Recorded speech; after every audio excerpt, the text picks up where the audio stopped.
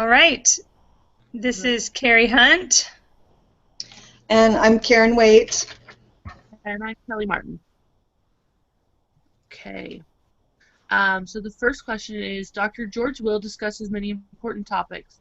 Choose one that you are personally interested in, understanding, and research the following. Why did the government get involved in this issue? Has it been effective? What have been the results? And based on his speech, what could the government be doing right now to help this situation? Okay.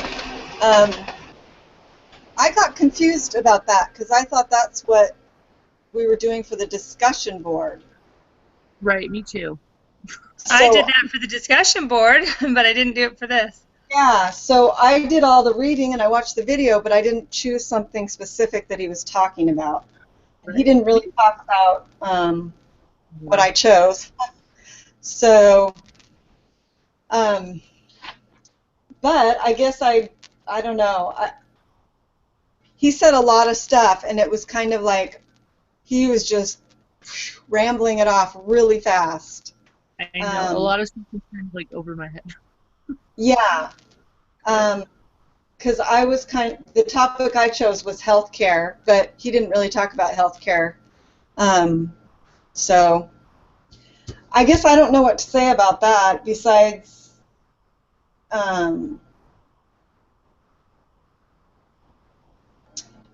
something that I wrote down that says, let's see, we are weaving a network of dependency. Today we borrow from the future. So basically he was saying that, we're basically teaching people to be dependent on like the government and,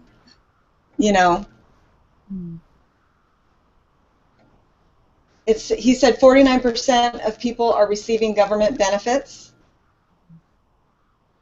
and there's only 3 workers for every retiree in 2013. That was 2013. So anyway, so he did say a few things that were kind of scary, and I mean, I thought most of the stuff he said was right on. I mean, I don't have any reason to believe that he made any of that stuff up. But he clearly has, opinions about the government. No, I felt the same way. I liked kind of what he talked about corporations, talked about America's the worst place to have a corporation because of all the taxes. So I thought that was kind of interesting. That's not something I really know a lot about. But I really liked when he talked about income inequality, and he talked about how, we can have the same things that, someone like Bill Gates or Warren Buffett might have. Like, we can have the same phone as them and the same, different things like that. And about staying in school, the biggest thing is to stay in school, get your education, and that's your biggest way to get ahead in this world. And with that, he kind of talked about children being born out of wedlock, and those statistics kind of blew my mind. 34% of children were born out of wedlock, and 72% of all African American children are born out of wedlock. I thought that was crazy. That's a ton of kids. That's a lot of kids. That's crazy. Yeah. That's interesting. Even though I didn't get to watch that, the government thing that I did was affirmative action, or helping minorities and women or whatever receive equal amounts, or not equal, but be more represented in upper jobs and universities and stuff. And so I thought it was interesting topic to study, obviously, and because really, what is the key to that may not be the right approach. Affirmative action may not be the right approach necessarily. I'm not going to make an opinion on that, but that's the key, is to help people to have more education and have the opportunity for themselves to be qualified for jobs and to be qualified to be at a university, and then to compete on a fair playing ground, I guess. But sometimes those opportunities were blocked because of prejudice in the past, or because of poor education systems where the kids came from before they could even get into college. Yeah, I remember he was talking about all of the kinds of programs that the past presidents have tried to use for education and to get children just so children don't end up graduating from high school and not being able to read or, things like that.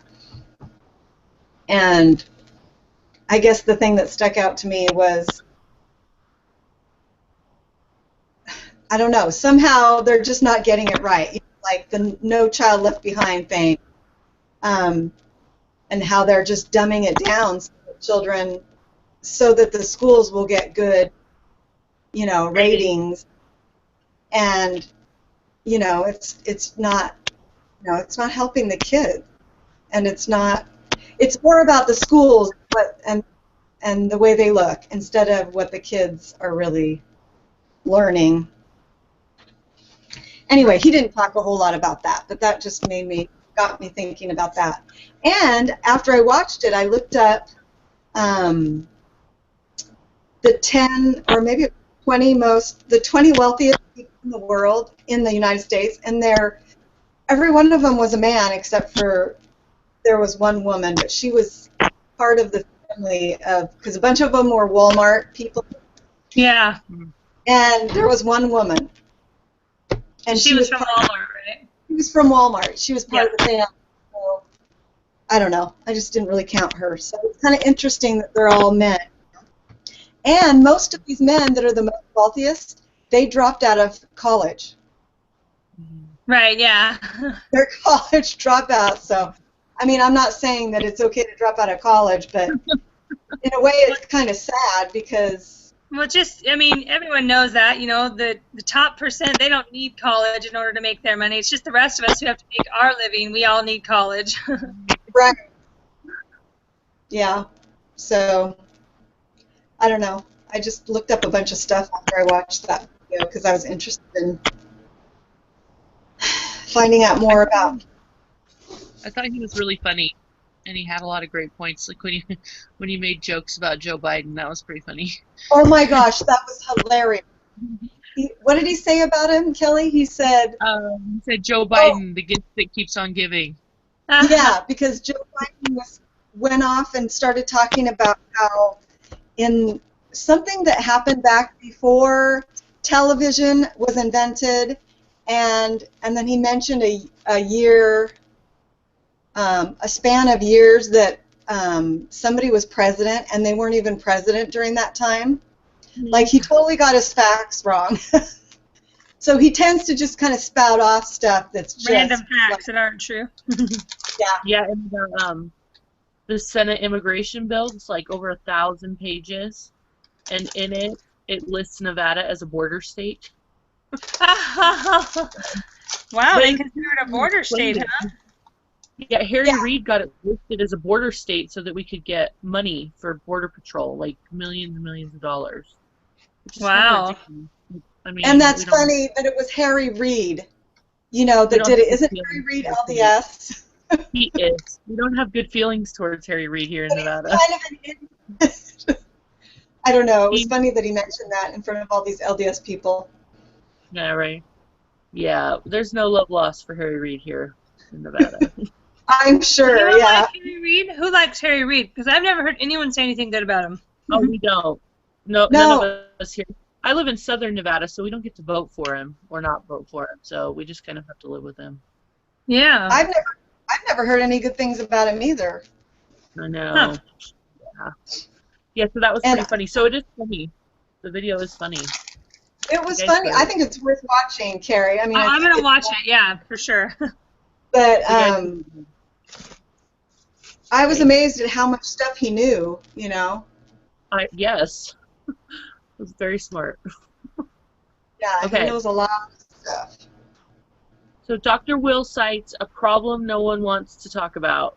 With Bronfenbrenner's model, how is this issue impacting children and families, communities, and our nation? Do you remember what it was? I read that question right after he had said that. I remember him saying the problem no one wants to talk about, but now I can't remember what it is. Is it education or something? Man, I can't remember. I remember the quote from the next question. All right, skip that one. Okay. So according to Dr. Will, one thing you can do for your country is reserve a spacious portion of your life for which your country is not responsible. Reflect on what you've learned and discuss this week, and then respond to the following. Do you agree with Dr. Will? And in what areas do you personally feel the government should be involved and should not be involved in addressing your chosen threat to children and families? I liked that he said that, because I think it's good to think of that and think, because a lot of people just blame the government for everything, and that the government should get involved in everything, and just like, I don't know, I immediately thought of like the when the car how do you say it, like the car dealerships like GM and those kind of places were going bankrupt.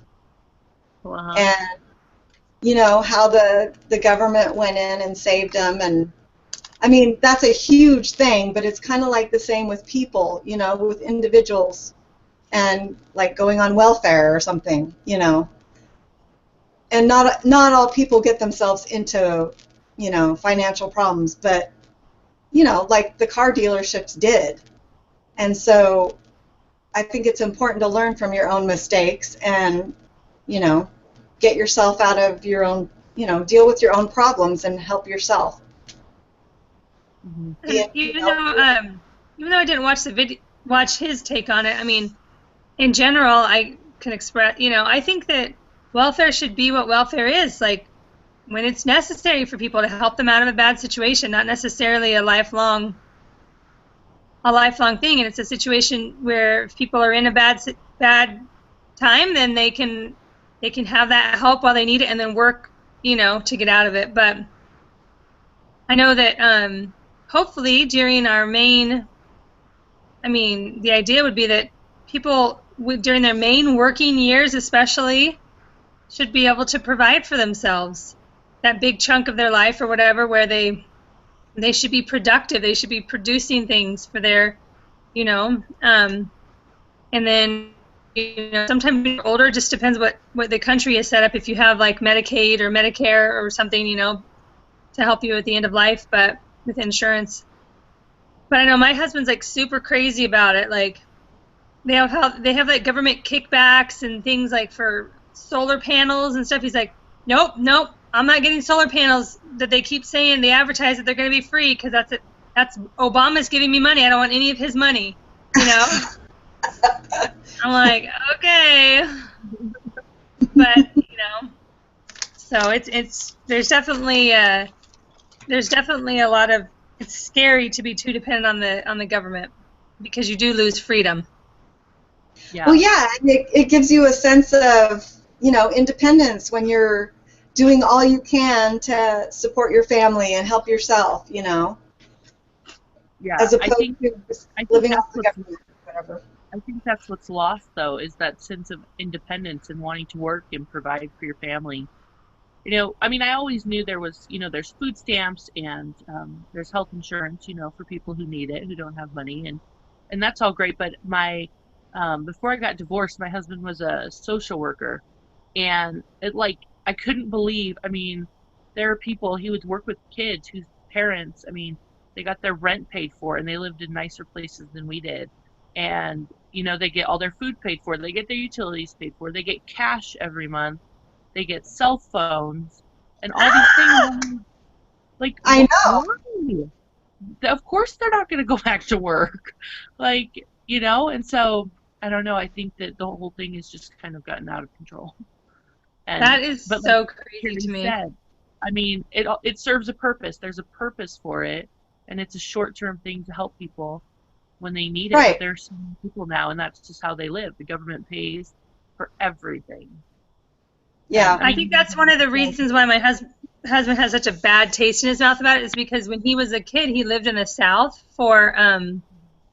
he lived in Louisiana and for a while, and then South Carolina, but I guess he just, felt like the kids that were getting their welfare checks, like their parents drove, really nice cars. It was just like weird. And his family was struggling, and eating barely anything and they all wore like name brand clothes and shoes, and his family was like, guys, sorry, get some clothes from Walmart, like cheap quality stuff, and just doing the best that they could with 6 kids, and like people who were on welfare were looking pretty sharp, Yeah. like that stinks. It's I wrong. think that's My think husband had that's just why I like- graduated. Wait, what, Kelly? Go ahead, Karen. Oh, At the time, my husband had just graduated from with his master's in social work, and he would work with these kids. And we had 2 little kids, and we lived in a 2-bedroom apartment. And and he'd go visit these kids, and they lived in like these big old 4-bedroom houses, and their parents were just on welfare, and so that's how they lived. And they had fancier cell phones than we did, Wow. and every month, and I just couldn't believe it. Like, isn't someone Yeah. monitoring you? Like, and I they were know. able people. They could work. The parents could work. They just chose not to. Wow. yeah. Yeah. I think that's why I like the church's welfare program so much, because I mean, I don't see it a lot here, but on my mission in West Virginia, there was a lot of people on welfare, and some of the people that we taught and were baptized. I remember one lady. She was just a really nice, hardworking person, and she was on welfare because she still had a little girl that was like 3 or 4. But and she would go to the church and clean the back, clean the chairs, do whatever, I like how the church, says you've got to, to yourself. You've got to help yourself, and there, you need to go to the church or do whatever to be able to get help, and she's perfectly capable of doing that, and she was more than happy to do, Yeah. And I like that that's how the church does it. They don't hand out stuff, and I mean, I think they do it differently now, but anyway, that's why I love the church's programs so much. But I totally agree with Dr. Will in that area, and I think that the chosen threat to my chosen threat to children and families is like the family and how marriage is going away, and more people are living together or just not getting married, and there's same-sex marriage and stuff. Can you guys hear that interference? Yeah. Okay. I hope it's not me, but It's all right. We'll get through it. anyway, I don't know. Well, I don't know. I guess the government could get involved as far as, I mean, I think it all comes back to parents and them not teaching their children, values and morals and stuff. And that people just think that, it's not necessary to be married, and you don't need to teach your children values and stuff. Just let them kind of figure out their own lives. And so I don't know. I don't know if the government should get involved with that or not. I don't know. But I think there needs to be more taught, like in areas where there's a lot of that going on, that, like, I don't know, like more parenting type classes and marriage classes, because I think a lot of people just don't even know how to parent their kids and stuff. I mean, because there's so many women that are having kids when they're 15 and 16 and 17 years old, and they don't know how to be a parent. Yeah. No, I agree. My threat is divorce, and I think that if there was more preventative resources, because right now it's all kind of afterwards. Right. There's resources after the fact to help, and a big one of those ends up being welfare for a lot of women who are single moms, who are divorced or separated or something. But I don't know, like you said, if there was more classes to help prevent it before it happened, because I read a thing and it says for every $1,000 spent on programs to help after divorce, there's like $1 spent on preventative programs. Wow. And Yeah, maybe I mean, a little bit. even in high Maybe, school, they could have classes about, instead of spending so much money on, I don't know, the health classes where they teach them that, you know, the 7 different genders and that it's okay to be, gay and all that kind of stuff. They could be having classes about, like preparing yourself to be married and like, I'm sure that's never going to happen, but it just well, seems like, the Dibble Institute, where I'm doing my internship right now, um, they have amazing curriculum, and it teaches kids about healthy relationships. And yes, like healthy I have a relationship. friend, and her daughter's in high school, and she's taking like a popular music class and a film class, and it's like those are great and fun, but I think they should be putting these kinds of classes in there, life skills, healthy relationship type classes. Totally. That is, I mean, that's mine thread is pretty much the same as yours. Mine's the breakdown of the traditional structure of the family, of mother and father and children in the home. But Hmm. mm, but it's hard to know what the government could do now, and what would be actually realistic. But I think the things you guys have said are completely realistic.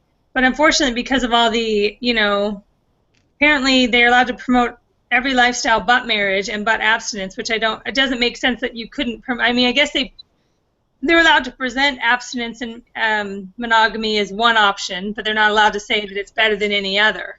Yeah, But, have to be able to present all the other things too. It's like, yeah. But like even in Africa, like with that thing we watched with the AIDS, yeah, just the program of the president of their country going around and saying, you know, get married or, um, get married and stay married and, or be and faithful to your spouse or whatever.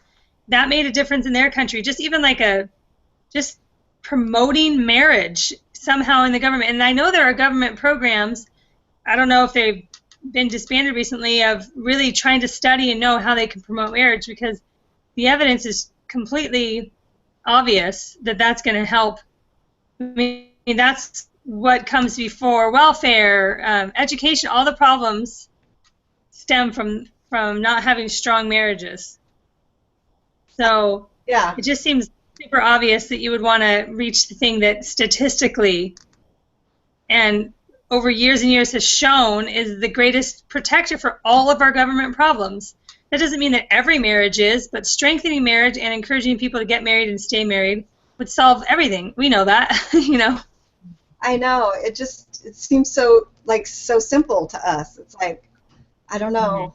But yet it's not. It's the most difficult thing in the world. Relationships are the most difficult thing in the world, and they're completely subjective. And as Kelly has her own experience with, you can't control. I mean, that you can't control people. You can't control citizens of the United States. I mean, you can encourage it and Right. educate about it, but we're free. Hmm. Yeah, everybody can make their own choice. That gosh darn agency. Yeah, Yeah. And Karen, I guess too. You went through a divorce too, right?